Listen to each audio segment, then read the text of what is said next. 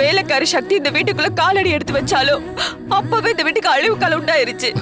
அம்மா, ஒவ்வொரு தடவை நீங்க இப்படி பேசுறப்ப எனக்கே ஆத்திரம் வருது. பாவ சக்தி, அவளை நீங்க என்னெல்லாம் பேசிருக்கீங்க? நான் ஒண்ணு இல்லாத பொல்லாததெல்லாம் பேசலையே. பாரு, உன் போன் எடுத்து பாரு. 20 தடவைக்கு மேல உனக்கு போன் பண்ணிருக்கேன். ஆனா ஒரு கால் கூட எடுத்து நீ அட்டன் பண்ணல. ஒரு அர்ஜென்ட்டுக்கு நான் உனக்கு போன் பண்ணா அட்டன் பண்ணி பேச முடியாத அளவுக்கு நீ உன் ஃப்ரெண்ட்ஸ் கூட பிஸியா இருந்தியா?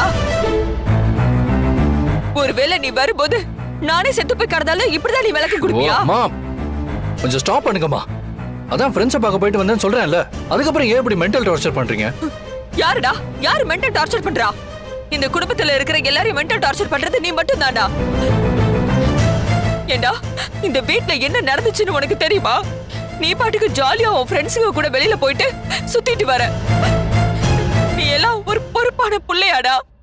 மா, நான் தான் எங்க போனேன்னு உங்ககிட்ட சொல்லிட்டேன்ல, அப்புறமே ஏன் அதையே சொல்லிட்டு இருக்கீங்க? இப்ப வீட்ல என்ன நடந்துச்சு? அத்தைக்கு என்ன ஆச்சு? ருத்ராக்கெல்லாம் எதுவும் ஆகல. ஆனா நம்ம அனிதாவுக்கு தான்.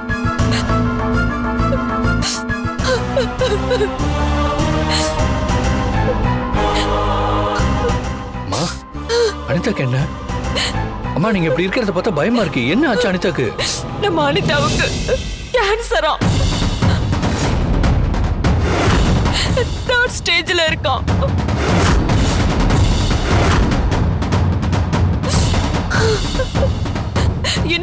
இன்னும் 3 மாசம் தான் அவ உயிரோடவே இருப்பாளாம்.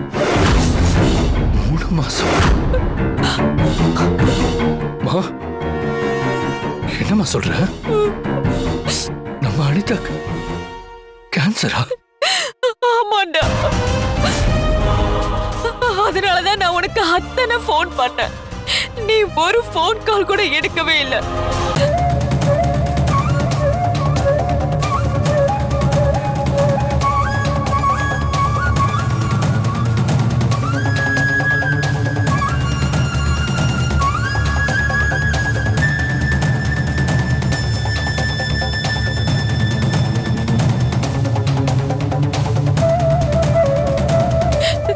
பாரு சிவா, இந்த நேரத்துல நீ தாண்டா அனிதாவுக்கு சப்போர்ட்டா இருக்கணும்.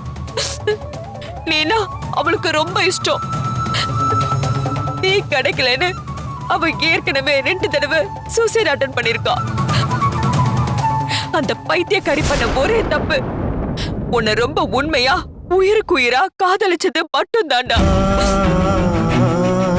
காலையில இருந்து இந்த வீடு ஏதோ அபசகுணமா நடந்த வீடு மாதிரி இருக்குடா.